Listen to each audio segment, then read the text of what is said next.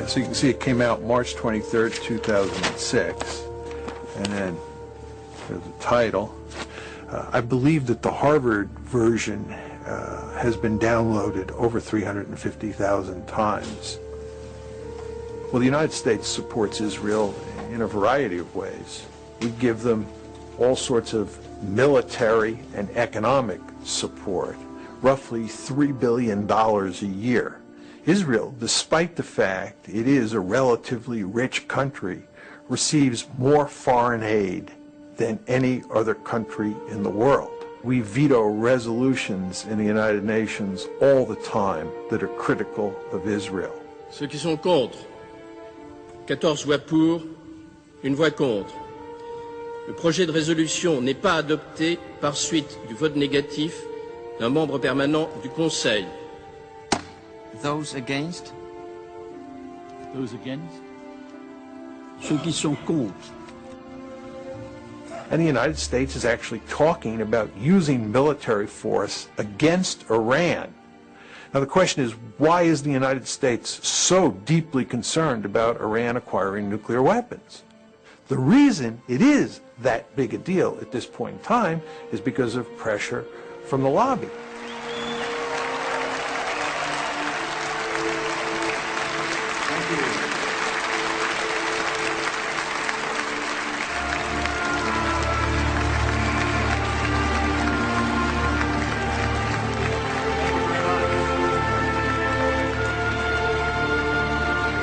The article basically says that inside the United States there is a powerful interest group that is deeply committed to shaping American foreign policy in ways that work to the benefit of Israel. And second, the article argues that the policies that the United States ends up pursuing in the Middle East, because of the lobby's force in the decision-making process, are not in the American national interest. Troops out now! Stop the war! Troops out now! Stop the war! Troops out now! A free, prosperous, and secure Israel is in this nation's national interests.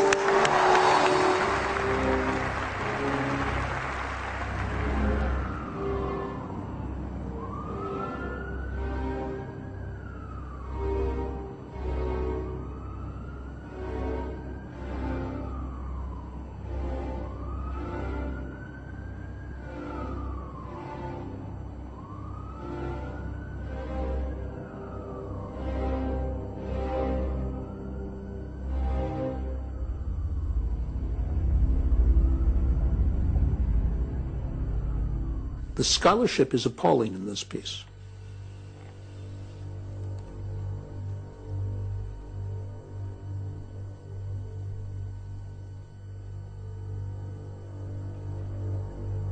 The notion that that some people sitting in Jerusalem are pulling the strings on institutions that are somehow divorced from a sense of what is in the American interest and working instead for Israel, there's just no evidence to support that.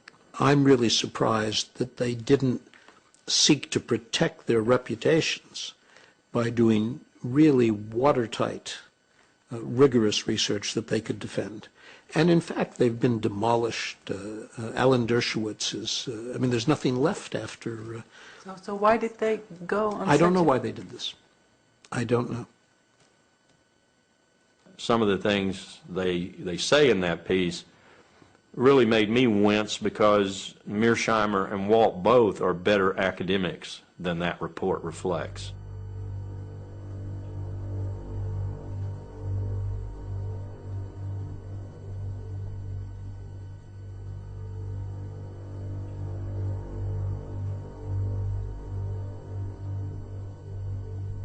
But it does shed some light on a number of aspects, the most important of which is that we don't debate this issue in America.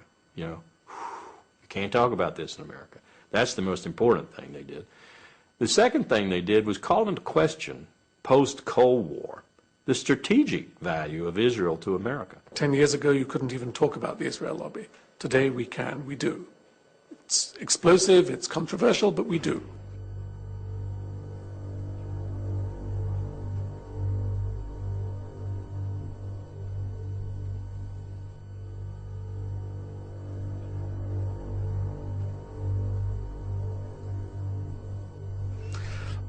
I wrote an article for the New York Times at the time of the Mearsheimer y Walt essay came out, in which an op-ed, and they asked me for this when I said you should have written about the Mearsheimer y Walt. They had not said anything, and they agreed, which was already a change, but they insisted that somewhere in the article I identify myself as a Jew, because this would give them protection. Controversial article about the Israel lobby. Yes, but he's Jewish, it's okay. That's where we are. It's not fun to be called an anti-Semite. It's not fun to be told that your scholarship is shoddy. And it's not fun to be pounded day after day and to see very few people standing up in your defense. But again, we knew that was coming. We knew that was the price of writing the article. They're right, but they're wrong. Now, they're right from a strictly geopolitical, geostrategic point of view. That is to say, what I spent my life studying. Israel no longer provides the United States a strategic value like it did during the Cold War. Not only that, Israel is a strategic burden on the United States. That's a big difference from Cold War days. At the same time, the fuller, more comprehensive strategist in me says that doesn't matter, because the connections between America and Israel are so great and so strong that geostrategy, political strategy, whatever you want, grand strategy, is of no consequence here. You actually take that psychological component up to the level of grand strategy, and you say, America can't get out of this even if it wanted to. So, Mr. Walt, Mr. Mearsheimer, you may be technically right, but you are pragmatically wrong, because America simply cannot say, Israel, you're on your own. It just wouldn't work. And one of the reasons it wouldn't work is because we have a very powerful Jewish lobby in America. Occupation is a crime from Iraq to Palestine. Occupation is a crime from Iraq.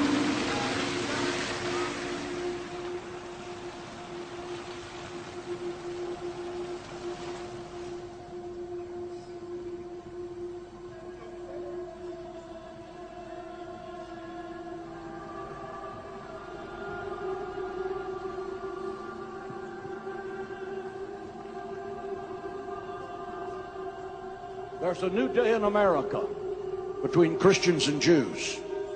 We don't agree on everything, but we agree on this, that we are going to be together, inseparable, in the defense of Israel and the Jewish people.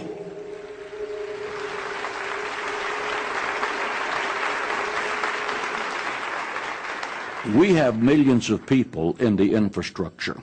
We have over 22,000 spiritual leaders, and some of those spiritual leaders have 1 million or 1.5 million names on their mailing list. We have the major radio, television ministries in America supporting what we're doing, because every evangelical believes the Bible, and the Bible has a clear mandate to be supportive of the state of Israel.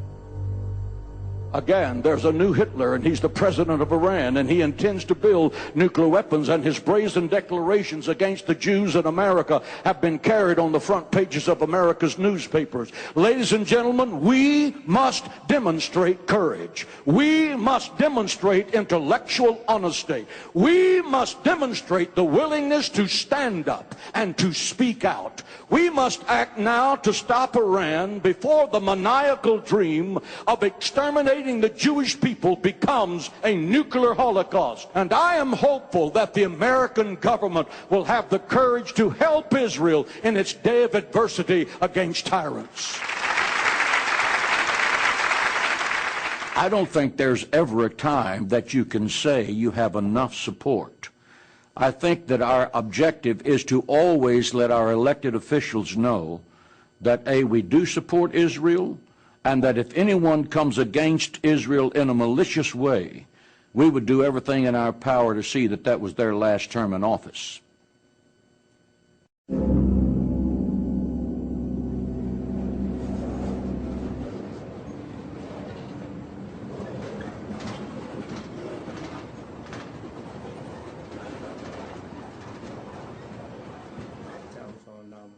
For those guys that were on the campaign with me during the 2002 election. And I wanted to get a copy of your tape of those commercials that had run. Give me a call. I'm in office 326-8844. Thank you. What AIPAC did, some members of the United States Congress, rather, they put in resolutions condemning Libya. And they just kept them in the resolutions with Syria and with Iran and with Iraq. They kept putting them in that in resolution and kept pushing for all kinds of sanctions, all kinds of action against them. And of course, I voted against the resolution, and others started voting against it. And I think what later I found out what really made them angry, other members of Congress came to me and wanted to know what was happening, and I was telling them, we're trying to negotiate. So what happened? I was looking at CNN. Several people had called me and told me what they had seen and heard, and they told me, look at CNN.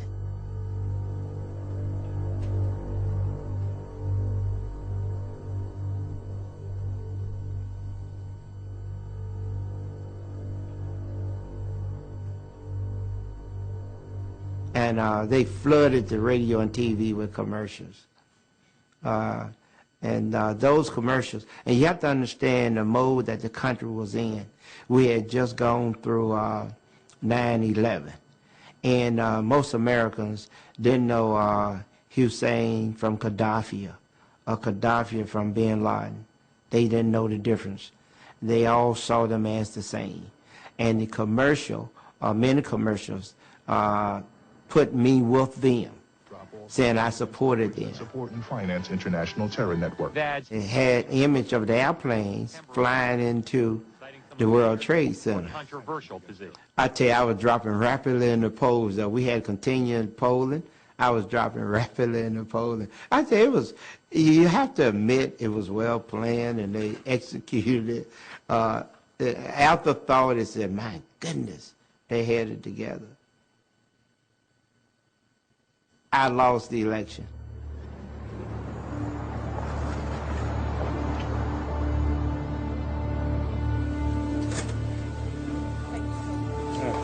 But you have to understand, you're talking about a forbidden subject. No one wants to talk about Jews.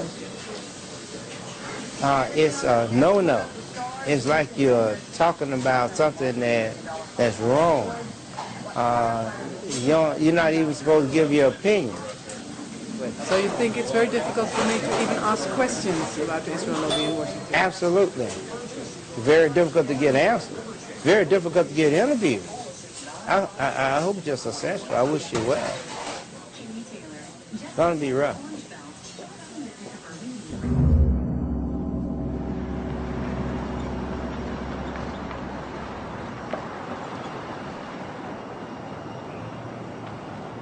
There is an enormous, very, very powerful machine out there that notes immediately when someone takes anti-Israel positions and moves out on the attack. I'll give you a very concrete example. I had mentioned the Mearsheimer Walt study once in a seminar at one of the universities where I teach, And within 48 hours, I had an email from Alan Dershowitz. Who is he? Alan Dershowitz is a Harvard professor who protects the Jewish lobby in America like an attack dog. I had an email from him, and the email essentially said he didn't think I was doing justice to the American-Israeli relationship, to Israel's existence in the world, etc., by citing the Walt Mearsheimer report because it was so heavily flawed, mistaken, and so forth. And he even attached his own attack on the Walt Mearsheimer report and advised me to use it as counterbalance in my seminar. Well, I wasn't even using the report in my seminar. I simply had mentioned it as evidence of some people's ire, if you will, with the lack of discussion, the lack of debate on these issues in America. And within 48 hours, I had one of the attack dogs for the Jewish lobby coming after me. But how could he know this? There are people all over America, on campuses all across America, who are set up to do just what he did, to protect the interest of Jewish Americans, and particularly the interest of Israel in America. In that sense, the Jewish lobby is probably more organized and more able to move swiftly against any potential threat than any other lobby. I was invited this autumn to speak at an organization called 2020, and we agreed on my subject, U.S. foreign policy and the Middle East and the Israel lobby, because this was a big issue in the newspapers at the time. And I heard nothing until about a week before my talk. I was informed by her secretary, the president of this organization, secretary, that we would be meeting at the Polish consulate, which is the usual place apparently where they met. And then the next week, 2 hours before I was supposed to talk, I had a telephone call from the organization's leader, terribly upset, saying the Polish consul general had cancelled the talk there at the consulate because of telephone calls he had received from the American Jewish Committee and the Anti-Defamation League. Well, the consul's position I can understand is very difficult. Poland in this country, if you say to someone, Poland, the thought they have is anti-Semitism immediately. So Poland has a problem of overcoming this image here. The new Polish government, which is not a very attractive one, has nonetheless been working very hard to try to build good relations with Washington, to be friendly with Israel, to show that it's a good guy, and so on these subjects. And now suddenly someone comes along and says to the Polish consul general in New York, you know, Tony Jart is a very controversial character, he's anti-Israel, his remarks some people think are anti-Semitic, are you sure you want to have him? Bad for your image, bad for your diplomacy. But why would the Poles stand up heroically for my right to speak? They have bigger concerns, so I don't blame them. The lobby, what it's doing is it's going after people in a really hard-hitting way for the purposes of shutting us down, and also for the purposes of sending a message to other people that if you follow in the footsteps of Jimmy Carter, or you follow in the footsteps of Tony Judd, or you follow in the footsteps of John Mearsheimer and Steve Walt, you will pay a serious price for your transgressions. Right? So that's a deterrence model. They're trying to deter other people from doing what we did.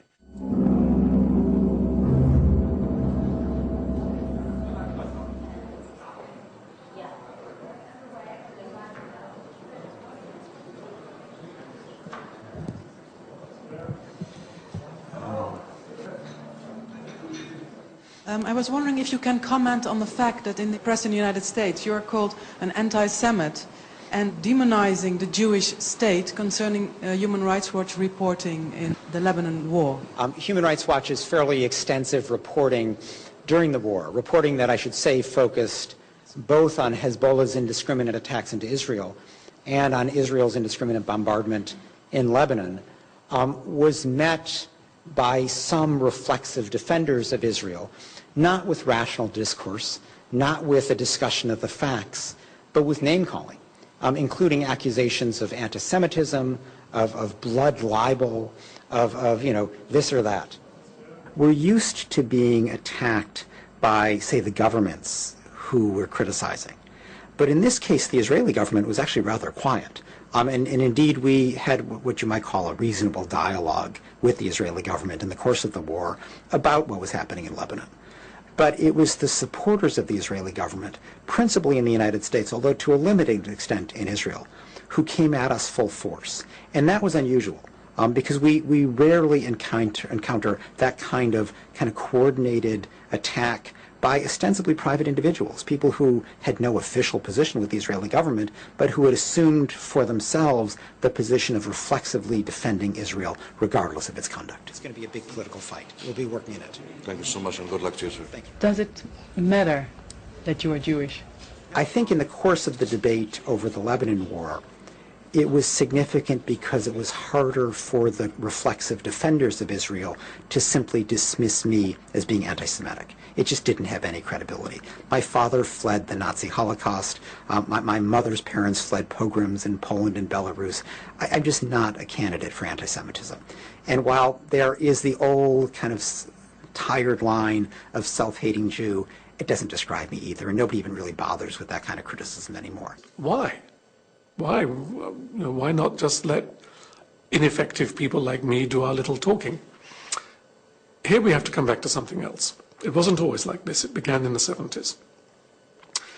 With the rise of identity politics in this country, where it became fashionable and eventually politically and economically normal for people to think of themselves as Black Americans, Italian Americans, Irish Americans, no one says, I'm a Jewish American.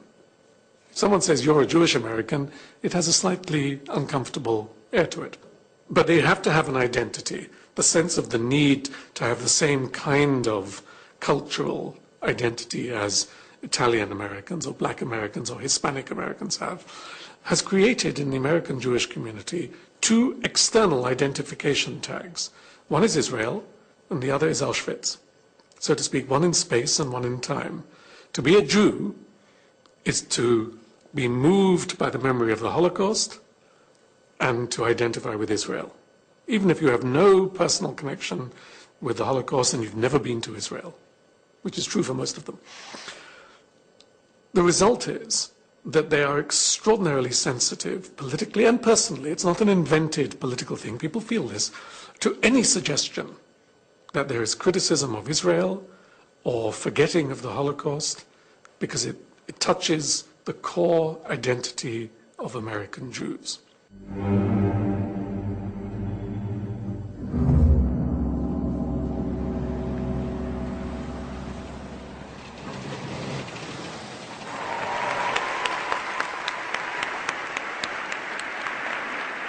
The state of Israel was the dream of your ancestors, made a reality by your grandparents and your parents. Every year, AIPAC has a conference where they bring in their supporters from around the country. They meet in Washington, a very powerful group that attempts to affect legislation and other aspects of U.S. policy on the Mideast. And it's sort of a gala affair. There's a Hollywood element where they produce these videos that show, they get people all mobilized and roused, sort of a pep rally atmosphere, and they get an extraordinary number of high officials to come. America and Israel share an unbreakable bond. AIPAC is one of the reasons why. All of us share a fundamental belief that the freedom and security of Israel are a vital interest of the United States of America. We need you now more than ever.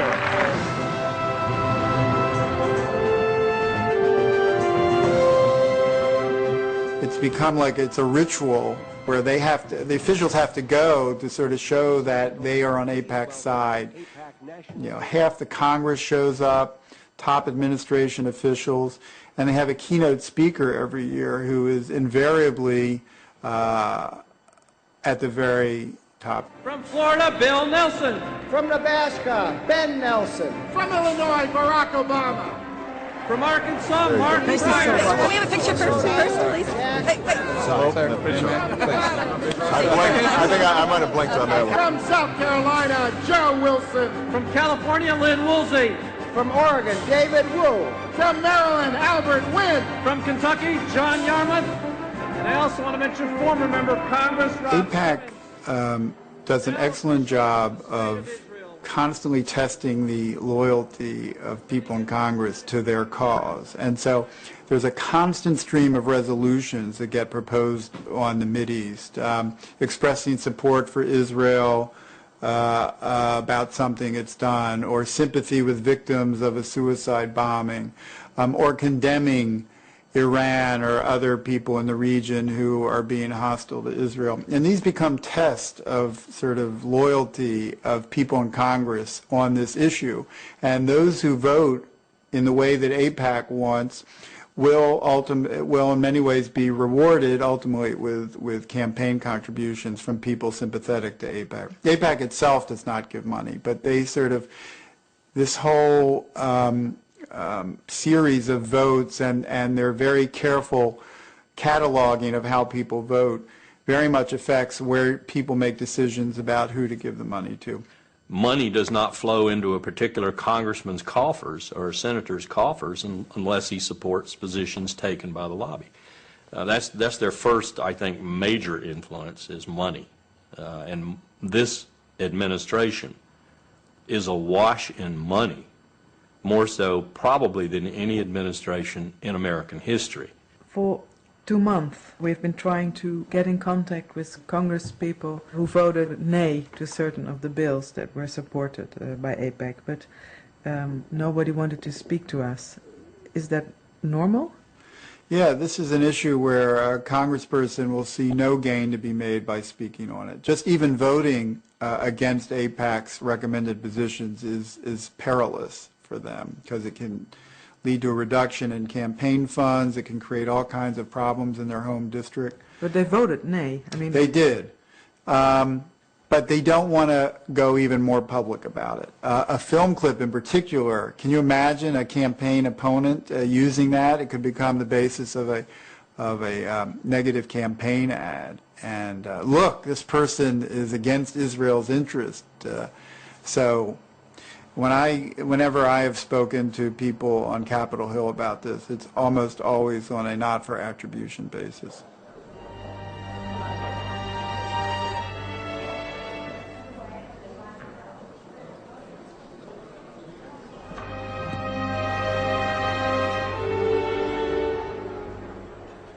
I was told off the record once by a very prominent Democratic senator.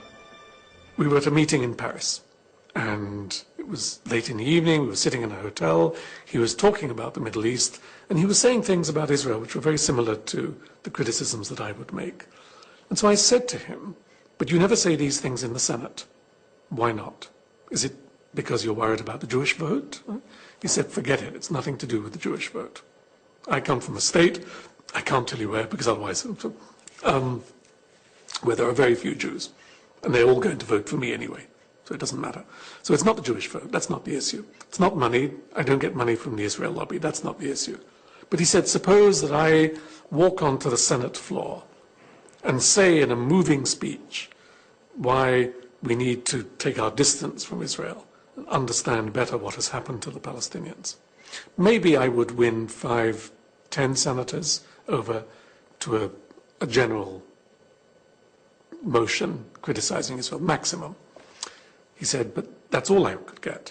And he said, in return, I would be finished in the Senate, because no one would ever vote again for my needs. If I wanted to move something for my state, or an education bill, or a financial bill, or a tax bill, or anything to do with domestic policy, nothing to do with Israel, I would be punished. I'd bet that it's impossible for either Steve or I to ever get a high-level policy-making position in the American government. For example, Steve was invited to go to a dinner with an aspiring presidential candidate at Harvard, And the person who had invited Steve to this dinner came to see Steve about a week after the piece came out, and she said that she had to disinvite him from the dinner because the presidential candidate's staff had called and said that it would not be acceptable for the presidential candidate to be at a dinner with him. America and Israel have a special friendship. You have devoted yourselves to strengthening the bonds between the United States and Israel. The United States will stand with Israel now and forever. If a politician would rise with this point of view, that the United States should stop supporting Israel, what would be the effect, do you think? He'd lose the next election. Almost certainly. Now, there may be a district here or there out of the... We have 435 members of the House and 100 senators, 535. We have 52 governors. It's certainly possible that some congressional district somewhere would re-elect a candidate who had said we should abandon Israel, reject the relationship with Israel. But it's pretty unlikely, and I would be surprised if there are more than 2 or 3 or 4 congressional districts in which it's even conceivable. I appreciate but we can vote you, and That's I'm okay. sorry. But I appreciate the friendship. If you will come in Italy, I want to introduce you with a member of parliament, Italian parliament. I would enjoy that very much. Okay? Thank you so much. Thank you for everything.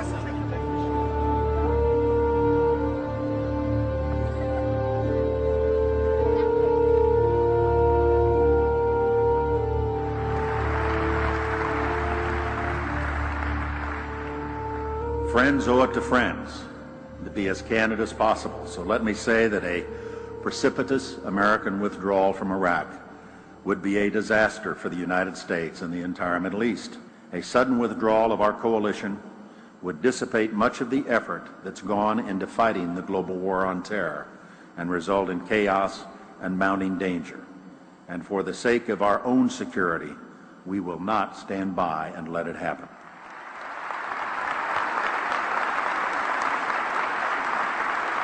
I would argue that had you not had all of these neoconservatives prominently placed inside the Bush administration, that Colin Powell would have never ended up giving that disgraceful presentation in early February 2003 that played such a critical role in turning American public opinion.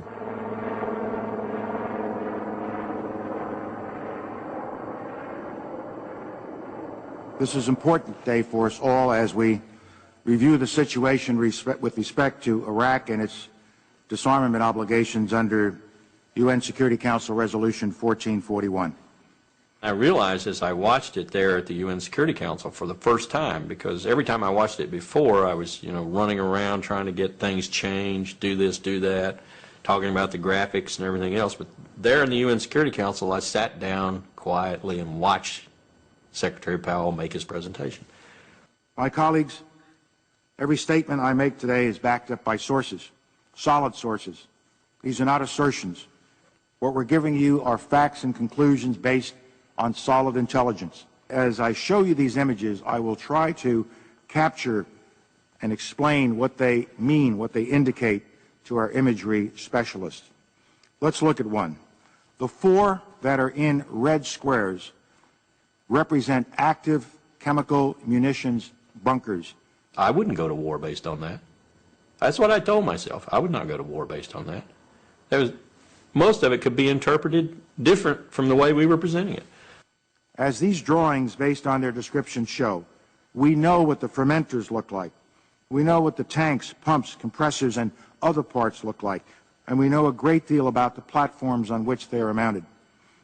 I walked outside the United Nations building on February the 5th after the presentation had been made into the kind of bracing cold New York air, and I thought it was a total failure. I thought I had failed because I was the person who put it together, responsible for putting it together. Then later, a couple of days later, 3 days later or so, when I'd had some sleep and I could think about it, I wondered why the reaction seemed to be fairly positive. We hadn't persuaded that many people who were adamantly opposed, But we had made some impact, particularly on the American people. And I think we made a little impact on the international community, too, probably in the UK in particular. And so I realized the reason for that. And the reason was Colin Powell gave the presentation. Colin Powell, who had poll ratings roughly equivalent with Mother Teresa, had made the presentation, and the American people believed Colin Powell. If Colin Powell said it was so, then it was so. That made me feel even worse. So yes, I have trouble sometimes sleeping at night thinking about my participation in it. 1995, the quantities were vast. Less than a teaspoon of dry anthrax, a little bit about this amount. This is just about the amount of a teaspoon. Less than a teaspoon of dry anthrax. Shut down. So the question you have to ask yourself is, if the evidence was so flimsy, why did Powell get up and make such an unequivocal case that Iraq had WMD and was an imminent threat? And the reason is that there was tremendous pressure inside and outside the administration to make that argument. And the question is, who was creating that pressure? And the answer is, it was the neoconservatives, almost single-handedly. Dick Cheney and his minions have brought, and Richard Pearl is one of his minions, and Doug Feith is one of his minions, have brought the art of lying to a new scale, a new level. Was oil the #1 influence on President Bush and Vice President Cheney? Or was WMD? Or was spreading democracy? And don't believe it for a moment. They didn't even think about spreading democracy when they started this war. They transmogrified the mission into starting or democracy simply to appease the American people and to give them some reason to support the war. You have to decide, where were these factors? And inevitably, the Jewish lobby in America, AIPAC in particular, the focus lobby, has got to be there. You're being naive if you don't put that factor up there as an influence on national security decision-making, particularly with the Bush administration. The AIPAC lobby is very influential through Vice President Cheney, very influential, and through people like Elliott Abrams, Paul Wolfowitz, and a host of others within the government.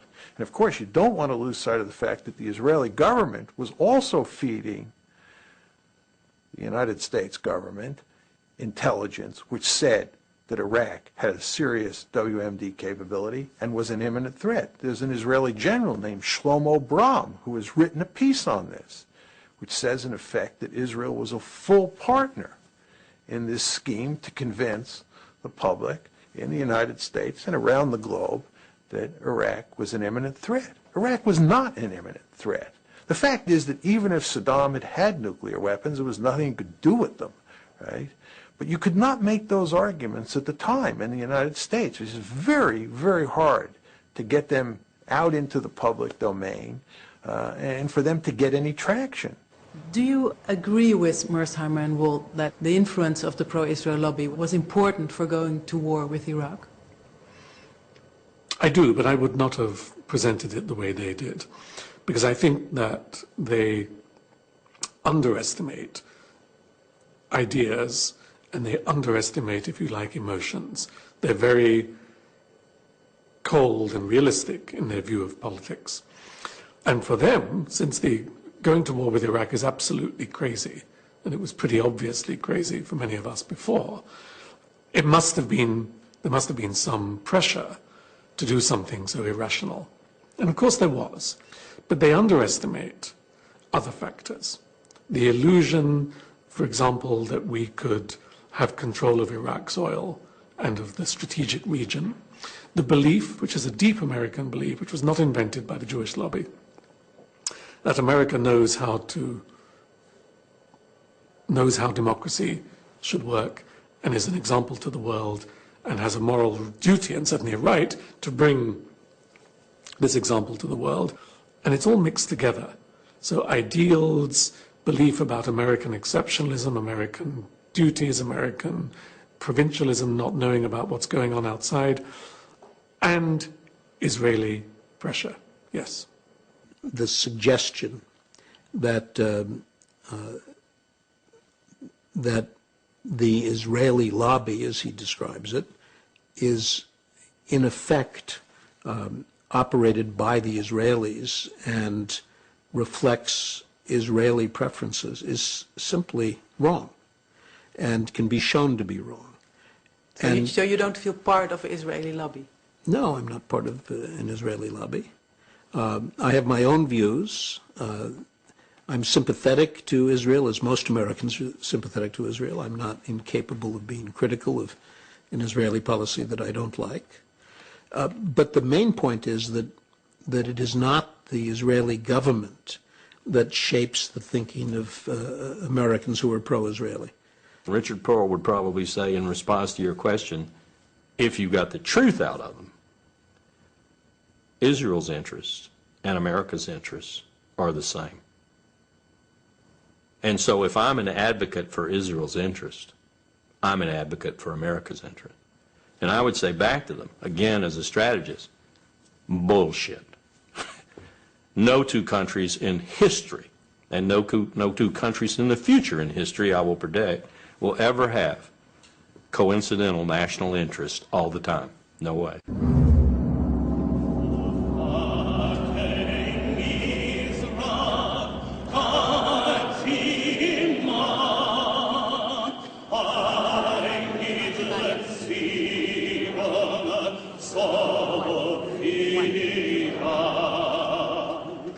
I don't want to kind of develop this great sense of victimhood, but I do feel, and it's, you know, I come here and I feel that we in Israel have paid the price.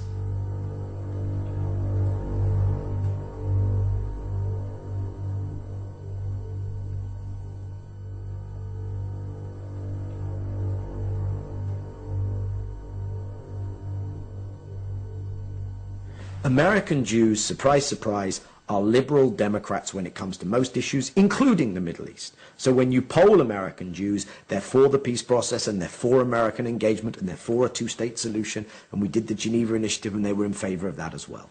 But the institutional, organized leadership of the community has kind of taken things in a very different direction.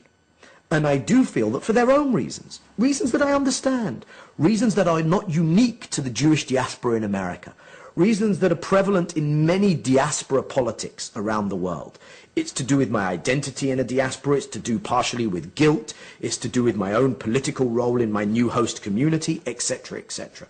They've driven so-called pro-Israel politics in Washington in a direction which is directly antithetical to what is good for Israel. In that respect, yes, I do feel we paid a price. Of course, that has been increased manyfold under the current administration.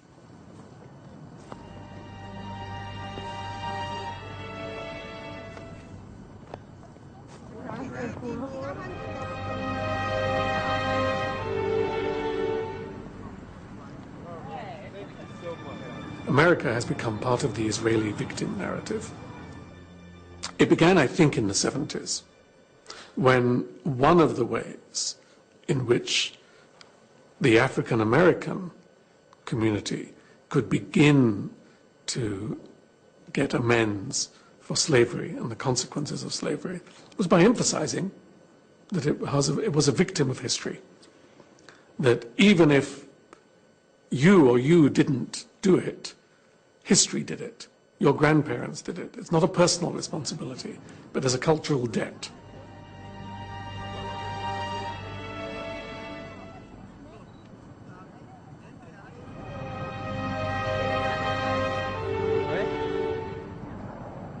And the Holocaust, of course, is the ultimate victim narrative. And David Ben-Gurion, the first Israeli prime minister, knew this very well because he turned it to advantage, giving Israel as a whole country a victim narrative. If you can't criticize someone because he himself is a victim, what do you do with a whole country, which is a country born of victimhood, so to speak? I have been in conversations many times with people who are very reasonable and would say, yes, you're right, Israel does do bad things. The occupied territories, stealing the water, stealing the land, bombing the houses, etc. But remember what happened to the Jews. There is a background, there is a history, there is a reason, there is an excuse for this. And of course, you can say the same thing for the Palestinians. Remember what happened to the Palestinians after the Nakba in 1948 and so on, 1967. No wonder they have suicide bombers. You can always do this. There's always a relationship between collective past suffering and present individual actions. To turn that into public policy, though, is catastrophic, and that is what we see today.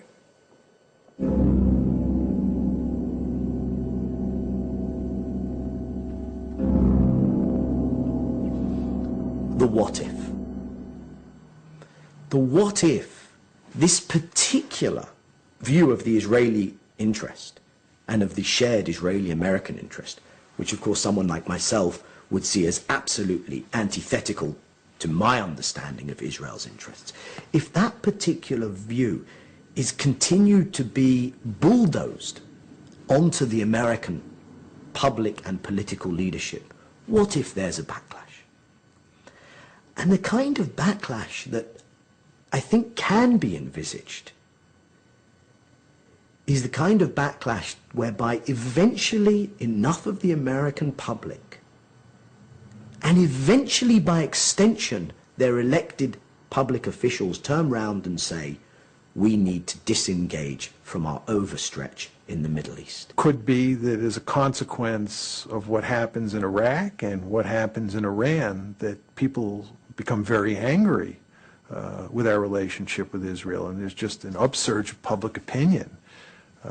It could be that you have 2 or 3 senators who come out and make a very forceful case for changing our policy. It just isn't going to happen. It is not going to happen. And you could eliminate by some waving a magic wand, you could eliminate the Israeli lobby that Walt and Mearsheimer talk about, and everything I've said would continue to be true. I will make a prediction. If this president orders us to go to war in Iran in the next 2 years, and he orders any considerable ground component to participate in that, Marines or Army, then I think you're going to see another major exodus from the armed forces, general officers, because I think they understand just how colossally wrong such a decision would be and how much that would be the precursor for, call it what you will, World War III, World War IV.